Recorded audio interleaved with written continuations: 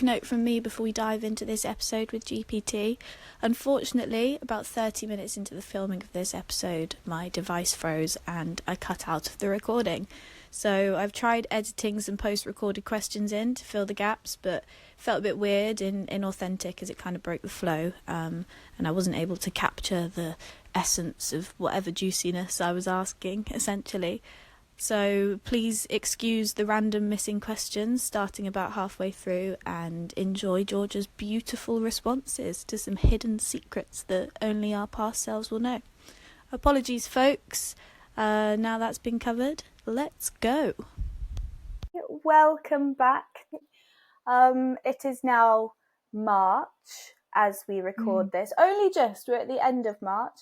Today is Good Friday, or just before we got onto the recording, you mentioned that your family have coined today Average Friday. So for all our listeners, welcome to this Average Friday recording. How are you doing today, G? I'm all right. Yeah, I'm good. I've had a chill day today. Did a little ritual for Mum because it's 12 weeks today since she passed. 12 weeks.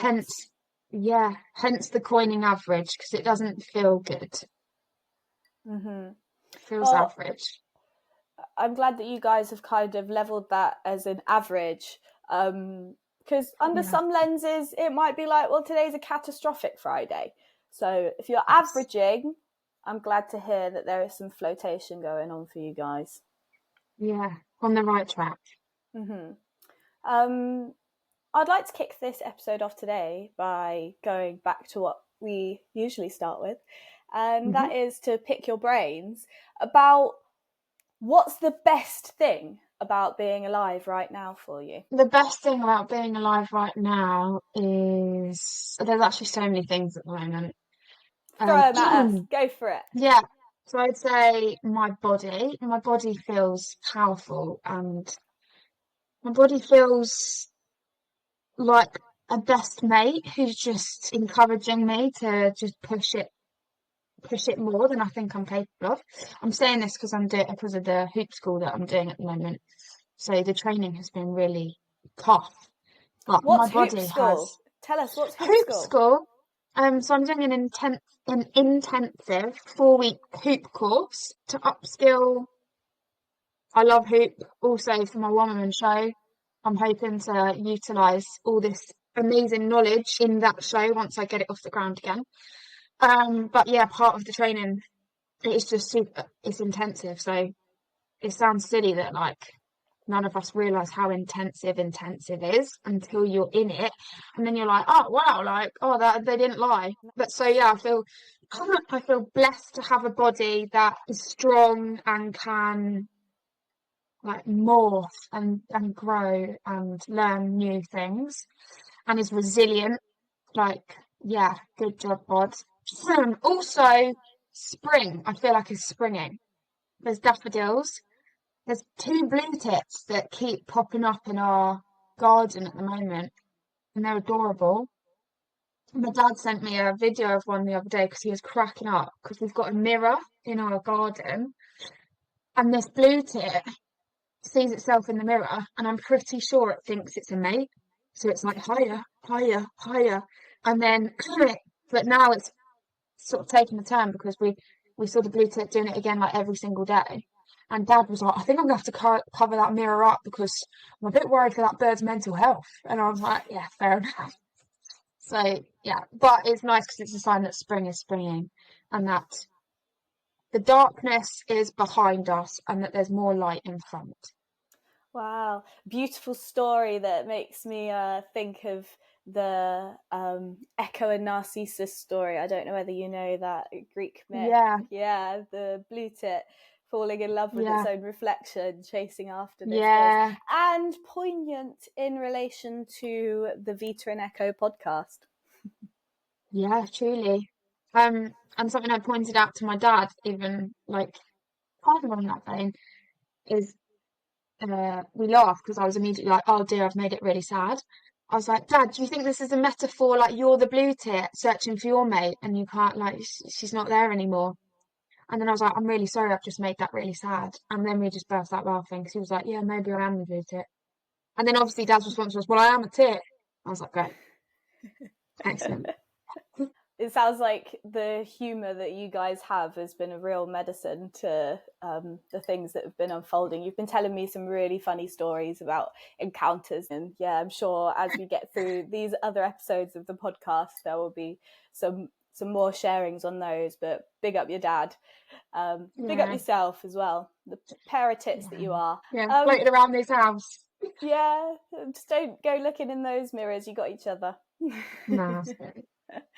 So kind of in relation to what you just spoke about some of the best things about being alive, how have you been using your aliveness recently? Is there anything that maybe your body's been throwing itself into, or any places that you feel like you were really channeling that sense of being alive? Yeah, so I think the 10K that I did, because that's done now. Woo, big up 10K! Which I'm sure we'll talk about a bit more in a bit. But that definitely made me feel alive. I'd say I'm feeling, I don't know if it's because of Mum's death but I feel like I've accelerated to a place where I'm finding a lot of gratitude in the everyday. And I'm sort of seeing, I'm just very like, wow, that's amazing. And it's to other people's lens, it's like, why is she so happy that, she's drinking tea? I'm like, wow, that tastes so good. Or like, I don't know, so many things are popping up at the moment that I just feel like a little high fives from the universe to be like, you're on track. Like, even if I don't think I am, like, I'll get a little when I need it. And then I just feel so grateful. I feel really, I feel really in tune, and I feel really able to understand when I'm not, and then tap back into it a lot quicker than I have been. Those spidey, alivey senses of intuition and body but brain within body, and being able to sync them and be like, yeah, we're riding this ship and we're going in the right direction. Yeah, we don't know where we're going, but we know that it's going the right way. A lot of the metaphors that I feel we come back to when we're kind of discussing things in your life are always some sort of machinery that is pushing its way forward. It might be moving through water, it might be moving through fields, but there is a real sensation of all of our metaphors depicting you with a combusting engine going forward. Do you know, did we speak about the Shire horse on the podcast? I'm not sure whether we brought that. If you want to touch on it, let's go. Yeah. Yeah, no, just because something popped into my head the other day whilst I was on the hoop at hoop school that just cracked me up. So basically, for your listeners, me and Yuji, I was talking to you about my spirit animal, and I was like, I really, really resonate with the Shire horse because they just keep ploughing. It doesn't matter the pace. They just keep slowly going. And then I also said that, again, machinery is coming in, that I associate heavily with a steam train, like an old school box. And when I was on the hoop the other day, because things take me a while to like get in my body when I'm doing like new stuff.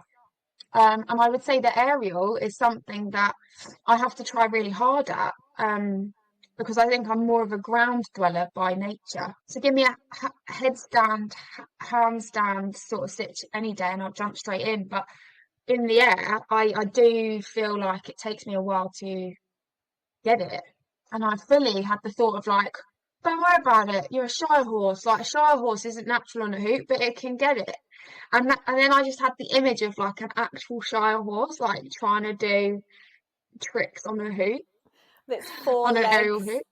Yeah, just like, but make it like just commit was kind of the vibe. Oh no, that all of the images that you just brought into the space then really depict, I think, different contexts that you can apply yourself into. You can bring out your shire horse when it's needed, or the shire horse can be found in a dainty and majestic aerial adventure. And then that does make it kind of lighthearted, but it's also really kind of inspirational how I've been able to witness you applying this shire horse energy and combusting engine energy into these places which aren't usually the context that you would see them appear in, and showing how they can lend themselves to those environments sometimes. So, like, would you like to maybe talk about how the 10K was, and whether there were any aspects of those qualities that we just discussed that might have helped you there? And like, how did the lead up to it feel, and what kind of kept you motivated throughout? Yeah, 100%. I had a bit of a chest infection before the 10K, and it took me a while to shift that. But again, like a shy horse, stuck with it, just kept ploughing, not worrying about it being done immediately. I was like, I have faith that I am doing the right things to help myself. And my intuition was on point, because the chest infection did subside, but because of that, I guess my training wasn't as thorough as, say, it would have normally been in circumstances where, like, my mum hadn't just passed away. But I wasn't nervous going into a 10K, because I think there's a big difference when you've already done something a few times. Like, I know that I can run 10K. It might not be pretty because of the amount of training that I would have in an ideal world, but it's going to get done. And I think sometimes that is my mental attitude, is like, just get it done. It's, in the grand scheme of things, it's not even a percentage of your life, like that 10K. So it was raining on the day of St. Patrick's. I felt very, very grateful, because my family were awesome, and they really showed up. Like, they were there at like 8:45 in the morning in the rain, ready to cheer me on. And the thing I was nervous about actually was just my hip, because I'd had a bit of an injury that is getting better. But I was just like, if anything's gonna wind me up, it's gonna be my hip. But then you set yourself up a bit, don't you? Because then you're like looking for it, like, is that the hip? So did the 10K, and as I was going through the 10K, I guess motivation, because I think, as I put it on my blog from a Just Giving, I'm definitely more of a mermaid and not a mountain goat. Although, thank you for the suggestion for my MC name, which is Goat Made Weezer. Goat Made Weezer. Love that. Goat Made Weezer. Here we go. But yeah, so during the 10K, there were times where I was like, this is a bit long, isn't it? And as crude as it is that this is going to sound, I work this way. I know a lot of people maybe aren't as blunt as this with themselves, but when I was running, genuinely, like, a key thought was, do not stop running. If mum went through brain cancer, you can run for 10K. You just can. Like, if your mum has been through that, then this is like fucking nothing. So just get on with it. Doesn't matter how long. Do you know what I mean? It's just a case of keep moving through. And that was fully a thought that just I kept dropping into, because I think we were all, me and my dad and my brother especially, and everyone around us, but I think 'cause we were there looking after her, blown away by how incredibly brave my mum is, and how she really did just like who the hell rides out brain cancer? Like, she just got on with it. And I guess, yeah, that's my attitude now. It's kind of a helpful thought to me when I'm finding things hard. I'm like, shut the fuck up. You don't have brain cancer. Like, keep going. Remember why we're doing this. And in the context of it all, it's not permanent. A 10K is, for me, like an hour 10. Some people it's an hour, some people it's way faster. But for me, the shire horse, It's an hour 10 usually. So in the grand scheme of my life, I can keep moving forwards for an hour 10. And it's a really good chance to reflect as well. And I did just think about Mum, and yeah, I could hear her egging me on, and like, because my family was so great being there, I could even like visualize her as part of the group, and like I could hear her reaction to me. Um, and that's really amazing in itself. But yeah, I'd say that, and I did manage to get some training in, because I do think, in my 27 years, a lesson that I have actually started clocking onto is that if you fail to prepare, you like it's gonna be way harder. So as much as I didn't train as ideally as I would have wanted, I was still quite disciplined and made sure I got out like twice a week, and made sure I did like a longer run once a week. But I wasn't as fast as maybe I could have been. But that's something that, is always available to work on whenever you have the capacity. And the motivations behind you doing this challenge and physically like putting a challenge upon yourself is far different from getting your best time. There's so much more driving the force behind this, and it's so much more of a cathartic adventure for you rather than it being a time lapse. So yeah, I think there's also like valuable reflection for us as listeners and witnesses to kind of see that what you were getting from it wasn't about that time, it wasn't about the 10k or the distance, but you had a process whilst going through that, and were led to a place where you were able to reflect on your experience with your mum and also feel her presence there in the crowd cheering you on. Yeah. And that was the first challenge out of 3, right? Could you remind us what you've got next coming up on that journey? Yeah, so can confirm the swim is now locked in. So that's in the Lake District. So that will be 2 miles. That'll be a 2-mile swim. On I think it's the 7th of June. And I can also confirm that Mark Taylor will be doing the swim with me. Big up your dad. Yeah, go on, Mark. And we went for a swim today, because right next to me, actually, on my little board, I've got my swim training plan. Nice. And today was the first swim on the plan. And I appreciate that everything's relative. So relative to me, this is a small swim. It was a kilometre, which is quite a nice, calm length for me. I enjoy it. I can absolutely smash it out if I want to. Today was quite a pacey one, because I've been off the back of this training with the hoop school. I was just like I was very easily able to get into the mode of like get in there. And yeah, it was a great time. And then like I feel like I've been very generous but realistic with the plan. And yeah, I've given myself more than enough time to comfortably be swimming 2 miles without too much pain. And how does it feel to have your dad coming along on this leg of the journey with you? Yeah, it feels great, because swimming is something that me and him have done together, and I say it's quite a significant thing. Jack does it with us as well, but obviously because he's at uni, he comes along whenever he's here, and I associate swimming with him as well. But I think there's other significance, like swimming feels like a very healing activity for us as a family, because like after Mum's passing, me and Jack went swimming every day in the run up to the funeral, kind of just to give us something to do, and also to put that energy somewhere.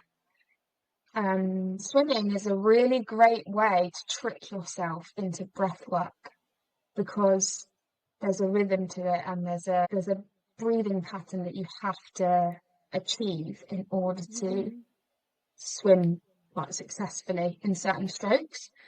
Right, So rather than having the pressure to sit down and go, right, I'm going to take 20 minutes to meditate now and go inside of myself, you can actually have similar effects to your nervous system by getting your body moving and getting to feel like a mermaid in the water. Exactly. Mermaid. So this leg of the challenge, I feel way more playful and excited by. Not that, like, I was excited about the run for different reasons, but this, I, yeah, I'm excited to get into mermaid mode. And yeah, also when I was really poorly back in 2018, I was hospitalised with Crohn's disease, and sort of a holistic healing thing that my dad and me did in those months after coming out of hospital was swim. Like, it was the first sort of activity that I got back to, because you know, it's very gentle on the body. And yeah, I just find swimming such a healing activity. So it's it's ticking a lot of boxes for us at the moment. I'm really excited for this next part of it for you.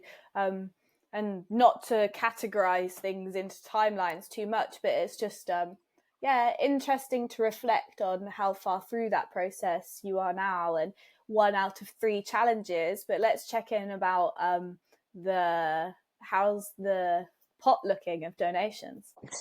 It is very, very respectable. So the pot is over the £8,000 mark now, which is excellent. So thanks eternally to everyone who's popped something in there. And how much are you shooting for now? 10,000. Shooting for 10,000. Wow, very healthy. So just gone past the first of these challenges. You've got 2 left, and you're almost hitting your target. Yeah, and the target used to be 5, but then yeah, you did inspire that little discussion we had, and you were like, smash the 5k already, like, why not whack it up? And as soon as I did that, like, the donations started rolling in again, and we've got till October to get £10,000. So I am hopeful that we will do it. Smash through the roof for that one.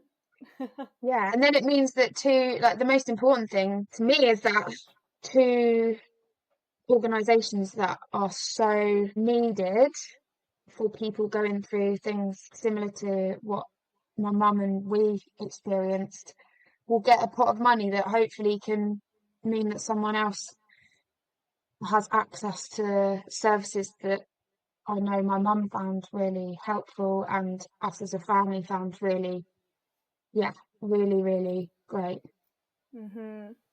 Yeah, what a motivating force, like, on the other end of it, that little carrot that you can dangle in those things to be like, you know what, there is this grand, bigger thing that you're serving. And I think that is really, really honourable. And I don't know whether I've recorded it yet on the podcast, but friend to friend, I'm very proud of you. Thank you, G.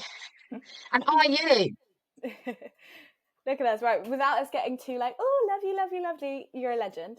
Let's swiftly move on to the next question before we get stuck in that. Referring back to the kind of categorizing things into timelines, we're now a quarter of our way through, well, this episode will be a quarter of our way through the 12-month adventure of archiving that we're going on. So you also referenced at the beginning of this podcast that it's been 12 weeks today since your mum's passing. So I'm wondering, now we are a quarter of the way through our journey, are there any feelings about your mum's death that you have now, or feelings about your mum that you have now which you didn't have at the time, or you didn't have previously to her passing? Yeah, for sure. There's like things that pop up that you definitely can't predict will pop up, and grief really is like unpredictable weather sometimes.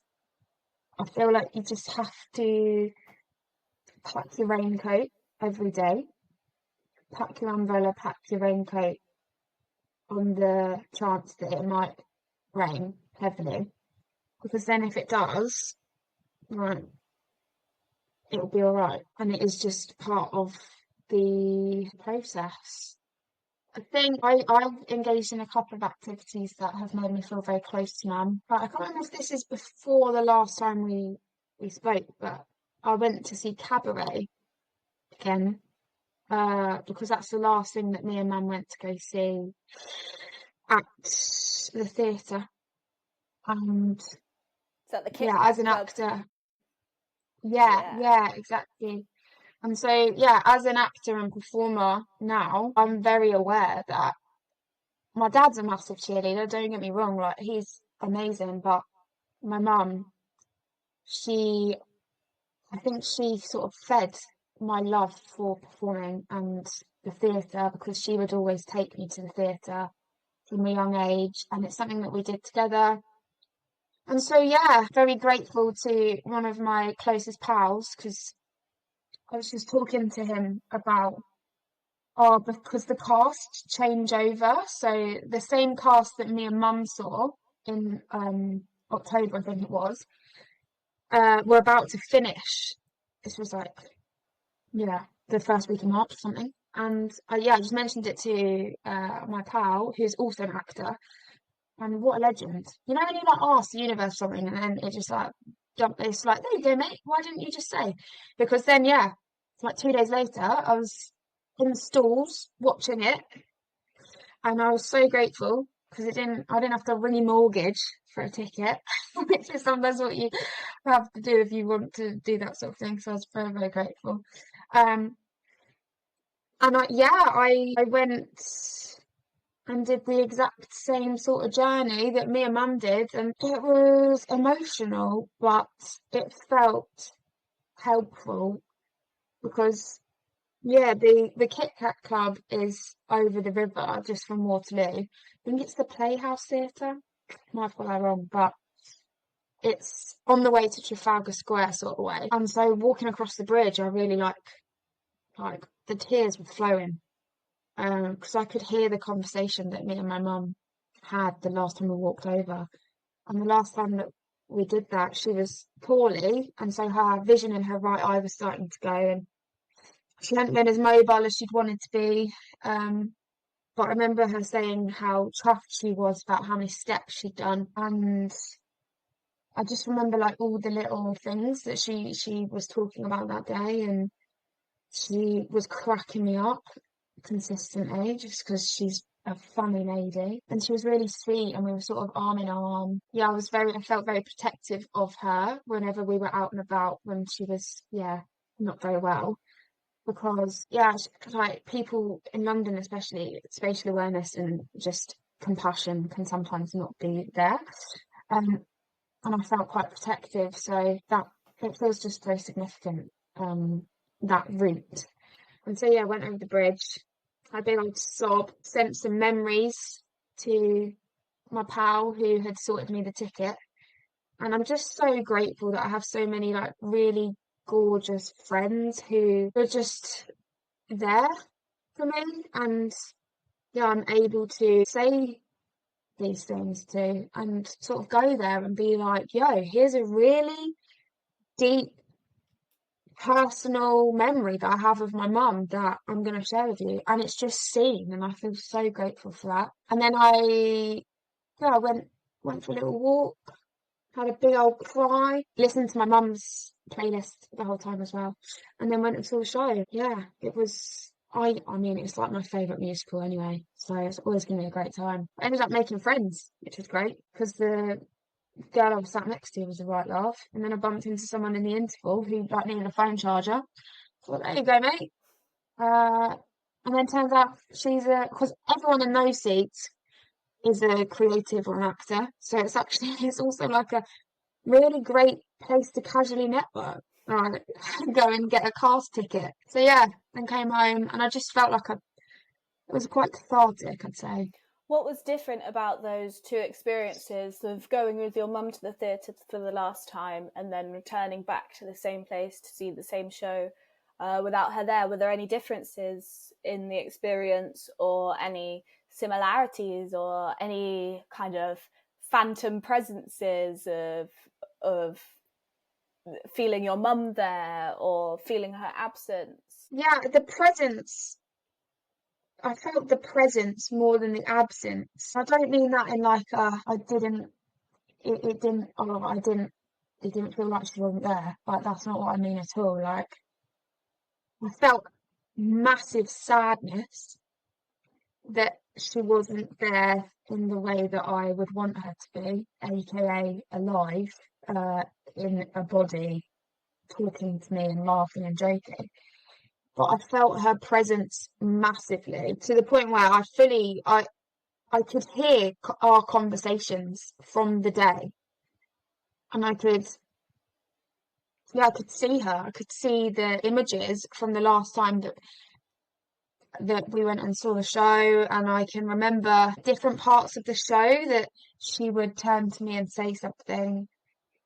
And I remember the bits that really hit me last time that maybe this time didn't hit me as hard, but like other bits did, if that makes sense. The conversations that she would like initiate during the show at little bits that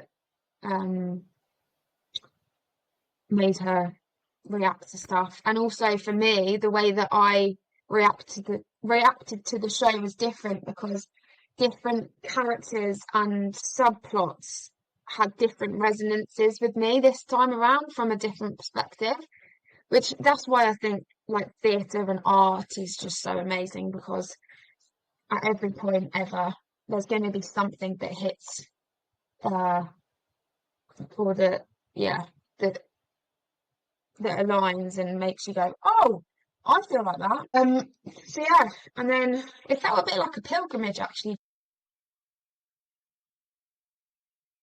I can still hear you. Yeah, might be overloaded. It's not frozen my end. Yeah, and I can see you.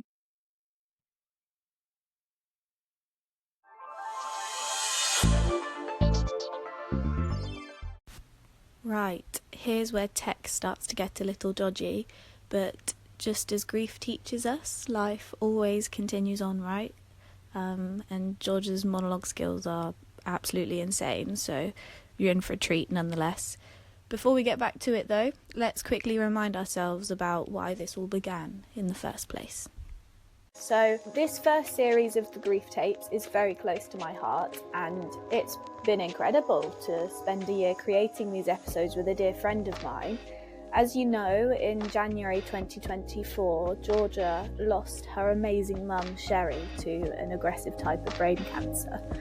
Since then, G and I have met monthly to record her journey through the first year of life without her mum, and these conversations have been very special, so it's an honour really to be releasing them on the Vita and Echo podcast here. Last year, Georgia also challenged herself to complete some awesome physical feats, which she smashed and raised over £9,000 for two charities that supported her mum and family throughout Sherri's illness. First of these is the Woking Hospice, which provides holistic care for patients with life-limiting and terminal illnesses, and second is the Fountain Centre, which supports the emotional, physical and spiritual well-being of those affected by cancer. This podcast is completely free to listen to. We want whoever needs it to be able to find it, and so episodes are available on most platforms. But if you're drawn to give a token of support for G and the sharing of her story, please consider donating to her new Just Giving page that has been set up for us listeners. Georgia's less than £1,000 away from hitting 10k, which is an amount which could make a real difference in the lives and families of those experiencing similar illnesses as G's mum. So if you could pop in the price of a coffee or pay forward a pint in honour of our Sherri, I am sure it will be more than appreciated. Details of where to find G's campaign will be in the episode notes, and links are in various places across our online platforms too. Please do follow us, reach out, engage with our content. It'd be lovely to connect with you. And finally, and I guess most importantly, please accept our invitation to send this podcast to someone you think would appreciate some time to listen and take stock of life's echoes. Big up to all my fellow human grief tenders, world benders and heart menders. I see you. We've got this. Now let's get back to it. What do you mean, like specifically from cabaret in terms of like something? It's a bit of a paradox, isn't it? Because literally everything has changed, but at the same time, sometimes looking around at everything, like it's still the same house, but it has completely changed. But all the things in it are the same, but it's so different, if that makes sense. Like a key thing for me is the family car, which is my mum's car. For me, that's always a really big indicator that, oh, my mum's home. Oh, the car's on the drive, so mum's home. And still now, she hasn't driven that car for over a year because, yeah, she couldn't drive, bless her, when she had a diagnosis. Um, because of the risk of seizures whilst driving, so she couldn't have her license. And even though it's been over a year, I still drive up the road as I'm coming home, see the car, and my first thought is, oh, mum's home. And then I'm like, oh, well, she is, but not in the same way. But, and then at the same time, it's really sad that I then go, oh, fuck, she's dead. But equally, I feel quite warm that that car really makes me think of my mum. Yeah. So that's all right. No worries. Where would you like me to jump back in? For me personally, I kind of I booked it off work on purpose because you don't want to predict that you're gonna like be able to function properly. So I cut it off work, and I actually spent a fair amount of it at pole class. So at my pole studio that I train pole dance at, I spent a lot of time there, and that felt nice because, yes, so I did a couple of pole classes. I still bought my mum a Mother's Day card, and yeah, but I didn't actually write in it because when I went to write in it, I didn't know what to write. So it's actually up there, like, still looking at me, and I keep getting the urge to write in it, but not getting around to it. So I think what I want to do is sit down and write at some point soon. And then, yeah, put the card out by her picture downstairs. Because, yeah, like you said, Mother's Day is a capitalist date, really. But the intention behind loving your mum happens whenever. So, yeah, that is on my list of things that I feel like will happen. But I just haven't done it yet because for whatever reason it hasn't happened yet. It was a rough day, but it also was just like, I think what was so weird about it is just that it was just still another day. But I don't know, I feel like some people were like, oh, it's gonna be horrible because everyone's gonna be talking about our mums. And yeah, I'd say anger wasn't really an emotion I was feeling. I wasn't angry at other people who have like mums that are still alive. I felt sad, like mega sad, but I almost felt I think I was just like, wow, mums are so amazing. Like the act of mothering and being a mother is so important and essential to human existence. And even though my mum's passed away, she's still affecting the choices I make and the person that I'm growing into, even though she can't directly influence it with words right now. The culture and structure that she has brought me up with will echo until I die. And then they'll echo through if I have children. The way I parent will be influenced by the way I was parented. So those echoes of my mum will carry on.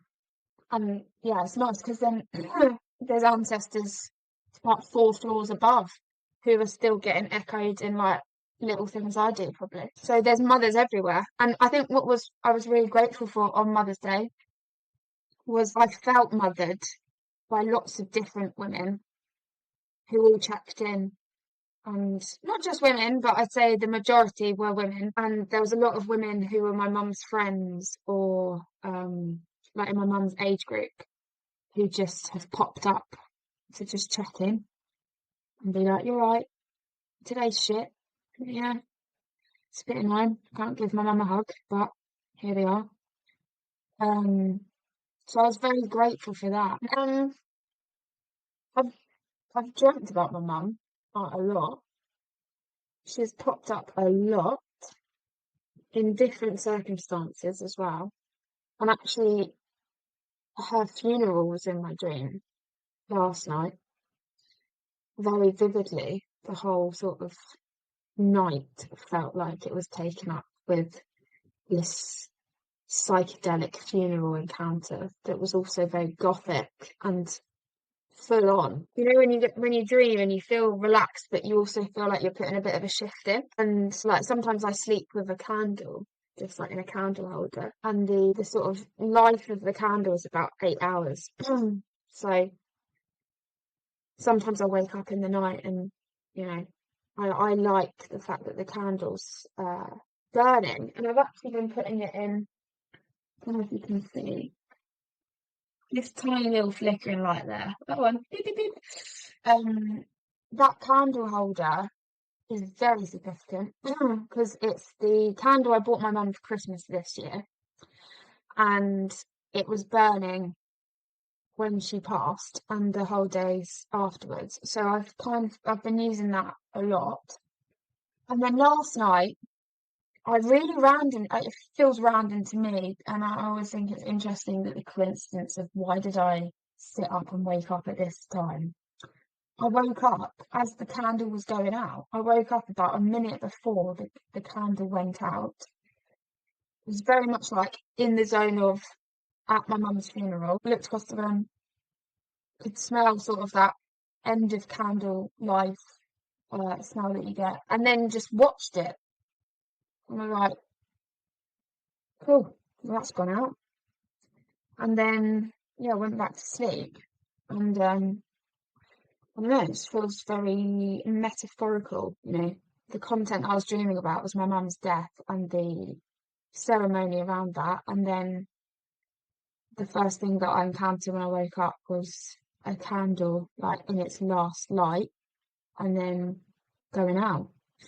And yeah, it's just quite a nice, I feel like alignments like that, I find them very comforting. I think because it's, to me, that's just another little, yep, that's what's happened. Like it's another retelling of the truth that I'm experiencing. Yeah, that was this morning because yeah, all week I've been up and out at like 7:30. So today I had a bit of a lie-in till about 9. So that was probably yeah, probably somewhere around the 7 a.m. mark that happened. And similar to what I was saying about my mum being a cheerleader for me, at the start of this week I was feeling really overwhelmed about how full on this course is, and it sort of brought up all those insecurities that we all have and things that resurface to just remind us that we need to keep working on them.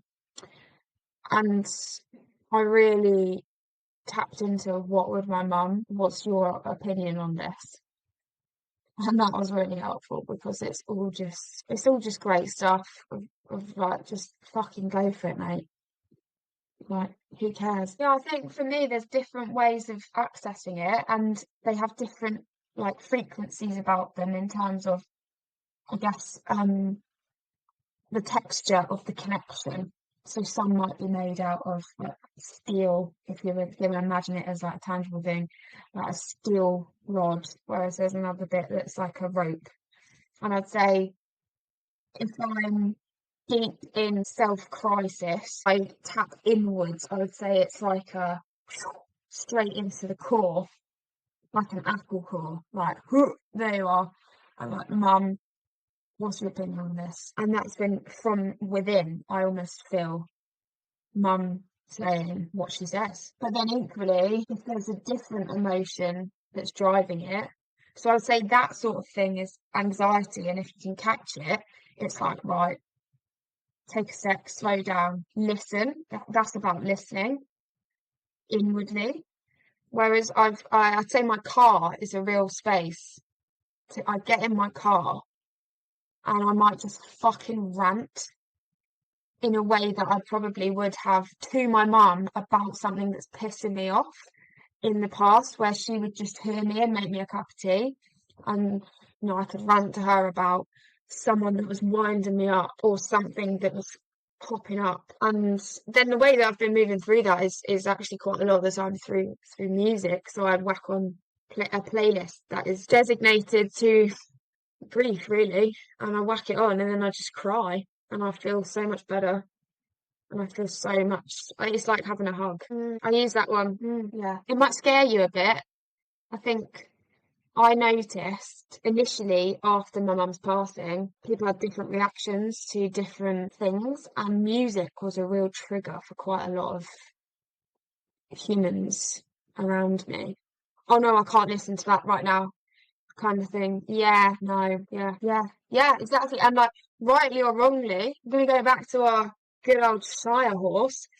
My approach to life is just to just dive on in there. So I remember kind of immediately having that response going, wow, this is really stinging. Let's really sit with the sting. And yeah, the day after my mum died, I actually went to work, which, was absolutely fine because it was a like performing job, which was like a 2-hour thing. So it was more driving than actually doing. But in the car, I just listened to music and just fucking sobbed. And I remember like big up drama school training, actually, like it clearly does a thing, because you then are able to just switch on like performer mode, even though like my mum died literally like 36 hours ago. And then do what you got to do. As soon as I got back in the car though, G, the tunes were back on and I was just fucking crying, like guttural, next level sort of tears. And I needed the music to facilitate that emotion that I was feeling. Like, without the music, I think it would have been more traumatic. Whereas it was still painful, but it felt held rather than lost. It felt anchored, and it felt like a safe space to just fucking lose it, rather than some chaotic. For me personally, the anchor is essential to the processing and to the releasing. And at that moment, like, processing, don't even worry about it. Like, it's not about that. That's way down the line. But the releasing, I think release is the better word for that, is that in that moment you've just you're so full of all this like fucking sadness and despair and anger and what the fuckery. And music is like that little thing that goes pop, and then it can just spurt out like a burst pipe. And then and I love the fact that music, because sometimes like you can feel it.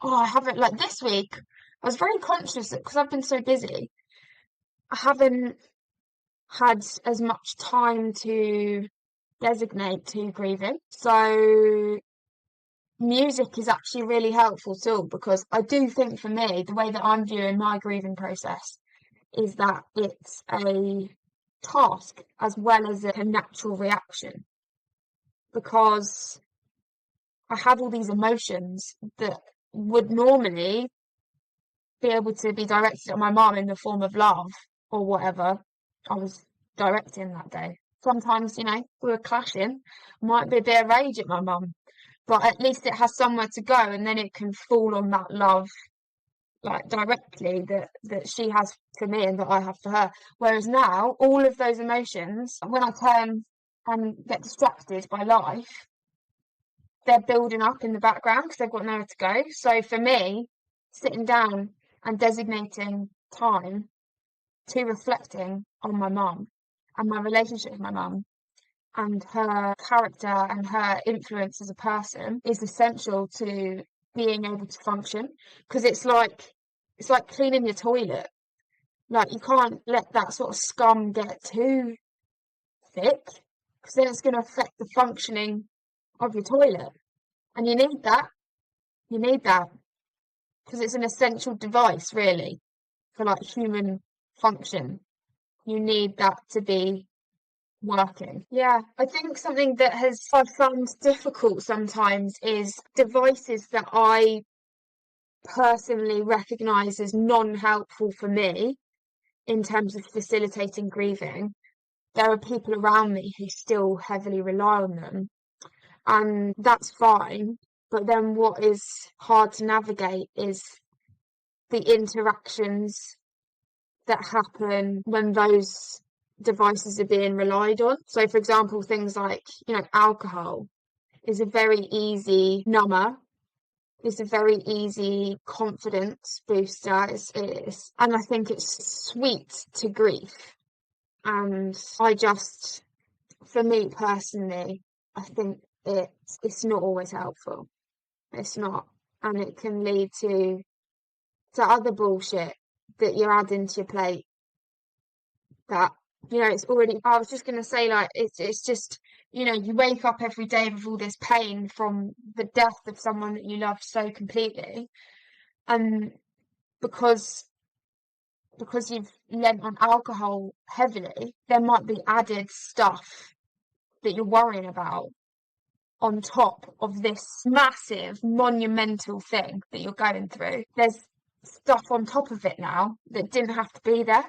And I think what frustrates me is the fact that there are so many other things out there that are available that aren't as detrimental to mental health and the grieving process.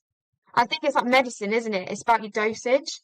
And it's hard to regulate dosage when you're emotionally fucked, because it's totally fair. Like, this is not a judgment. Like, and for me personally, like, the reason I don't drink anymore is because I recognised in myself that I was like, why am I always so sad and depressed, and why is everything really hard? And what it came back to was, like, not necessarily the booze itself as the thing, but the mental state that you end up in afterwards. It's like living in a constant fog, so you can't actually see where the real issue is, because there's all this like side effect that happens. And I think right now, for me personally, like, yeah, like, getting drunk is a right temptation, because and like, one of my immediate thoughts when Mum died was like, oh my gosh, I could go out and get absolutely fucked right now and just forget about everything. But that's not gonna make my mum not dead. That's just gonna make me more anxious when I wake up. It's also gonna give me a fucking headache. It's gonna maybe make my Crohn's a bit shit.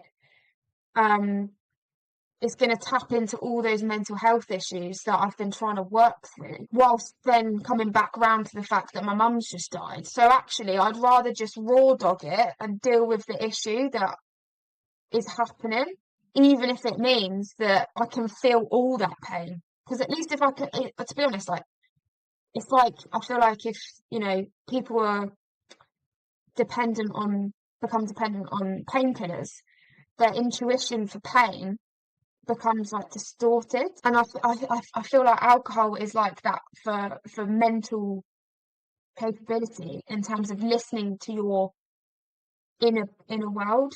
You can't navigate, like, oh, how much does this actually hurt, and how much is hurt from grief, and how much is it hurt from the byproduct of depending on alcohol to divert from the grief.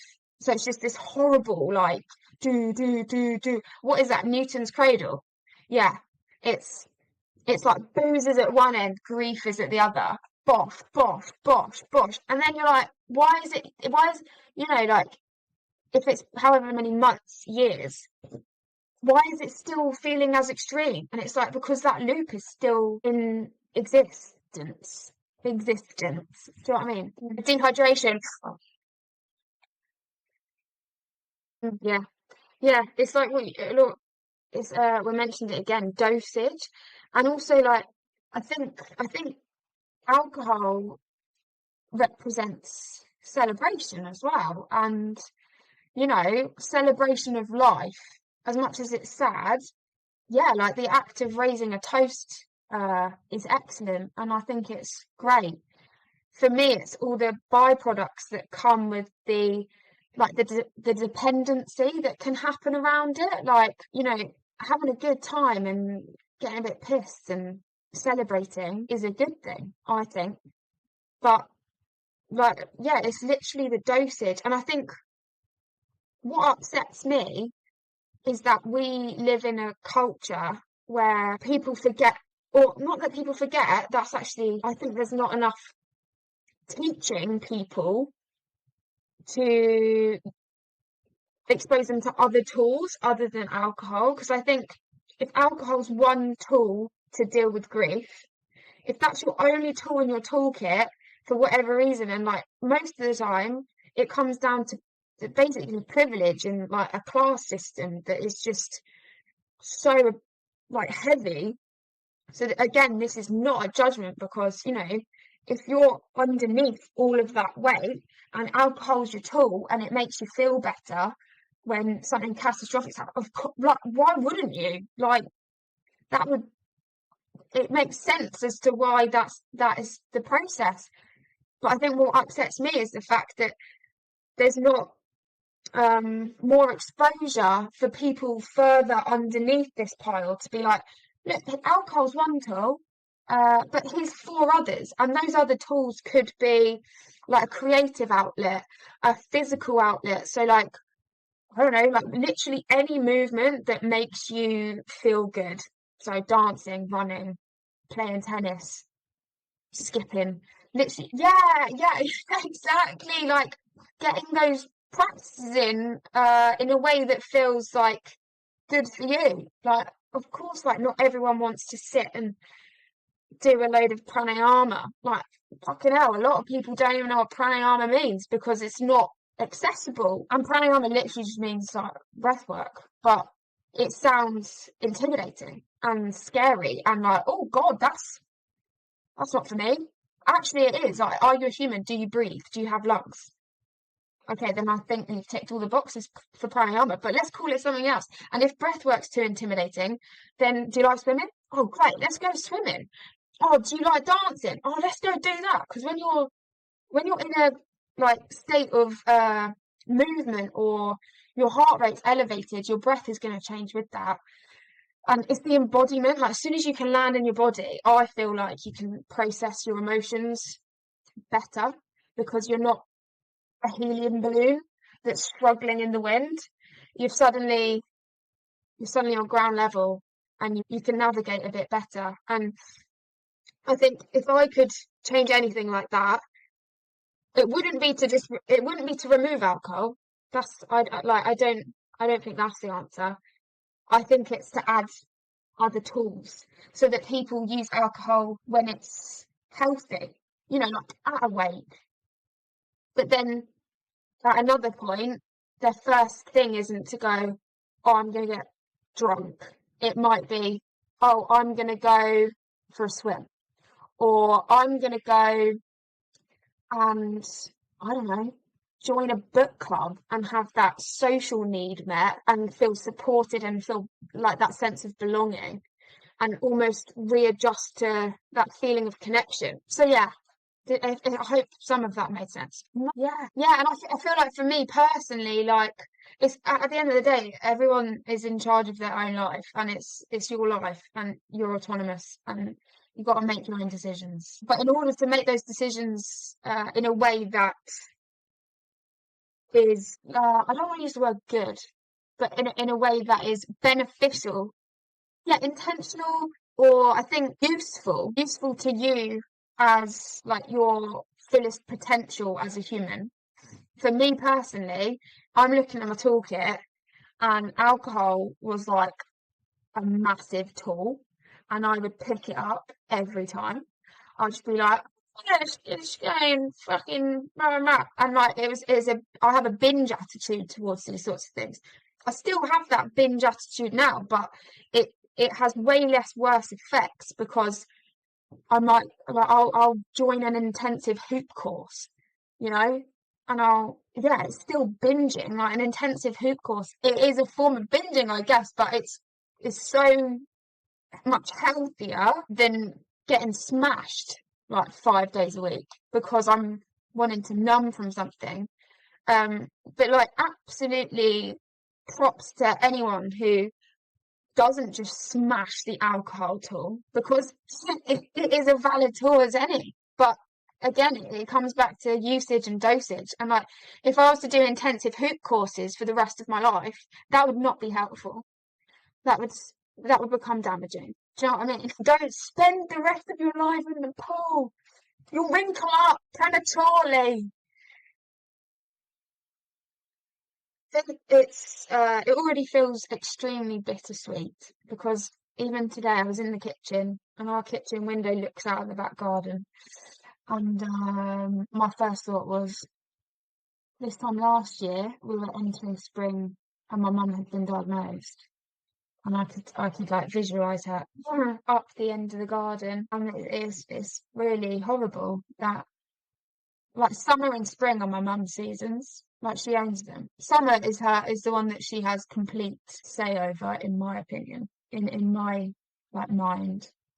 My mum is summer. And that's always like for me, I find it very poignant that she's born in the summer and died in the winter. And one of the most heartbreaking things that crossed my mind like a month before she died, something she said, we were having lunch in the pub. And I remember her saying that, like, oh, what do you think we can go away? Do you think we can go somewhere warm? And I like got really, really upset because it struck me that she was never gonna. She might, because obviously I didn't know at that point. But it struck me that mum might never experience the warmth of the sun on her skin again. And so I don't know. Hopefully I think I'll just be more grateful for that sensation. Being like, wow, what a gift it is to be warm and to experience all the seasons, because they're all super essential. And like, don't get me wrong, I'm so happy that spring is happening. Like, I think, as always, nature knows best and it's come at the perfect time. But I'm definitely really, really sad that summer won't be summer without my mum. Gonna have to recalibrate, and that might take years, and that's okay. But I think, what is it? Lana Del Rey has a song for this, "Summertime Sadness," isn't it? Yeah, and do you know what, jokes? My mum hated Lana Del Rey. Sorry, Lana Del Rey fans, but this is actually hilarious because my mum would be like, "Do not lean on that song. Lana Del Rey is not good." I remember her being like, "Oh, she's just so depressing." So yeah, sorry, mum, I won't listen to that song to help me. No, I can actually hear my mum now. You're saying, I can hear mum being like, "Oh, George, no." I can hear her say that. Oh God, not her again. Like fully. No, because she might pop up and do something that makes me know. Don't listen to that, George. Yeah, I won't be surprised, Drew. It's definitely in character. Just to be like, oi. Hmm. Yeah. This is a hard one this time around, Jay. What's one question I wish you'd ask me and how would I answer it? My gosh. I might have to edit in between this because there might be a lot of flat air as I think. You hear that? You hear that? That's my thinking. That's what you can hear. I think I would have liked you to ask me. I feel like what I wanted you to ask me about was something about how I'm quantifying my progress with grief. I feel like I'm circling it. I feel like it's something like how can you tell that the grief you're experiencing right now is different to the grief 2 months ago, the grief on the day of the death, the grief yesterday? And I would answer, because it's the truth and not something I've made up, I would answer to that. Say, I'm not crying as much and I'm also not, or maybe that's a lie. Maybe I am crying as much, but it's not like a consistent drizzle. It's like it's tidal, so there'll be gaps. It's like thunder. I can tell how far away the grief is by the gaps between the grieving episodes. It's always there, like there's always a thick fogginess, humidity to the air, but the actual lightning isn't constant anymore. It might be again. I'm sure it will be. But there's definite, but then in that there's a lot of like guilt that pops up where, you know, I sit there and I go, oh my God, I haven't thought about my mum for like 3 hours because I've been doing handstands and meeting new people and living. And then there's like, fuck, I'm really sorry, mum. I feel further away. But it's not further away. It's like she's directly above me and she's just floated off a bit further up. But like that's a line that's connected and there's nothing in between me and her. It's just the closeness and she can like I can always pull her back in and I have no doubt that my mum will just arrive whenever she needs to. But I'd say that that's what I would have wanted you to ask me is how can I tell that the grief isn't, I think better is not the right word for it, but how the grief has morphed. I don't think so. Just that I'm very grateful that this space exists and that you're facilitating this. And I hope that it's useful to even one other being. Yeah. And it's going to you right now. Did you feel it? There you go.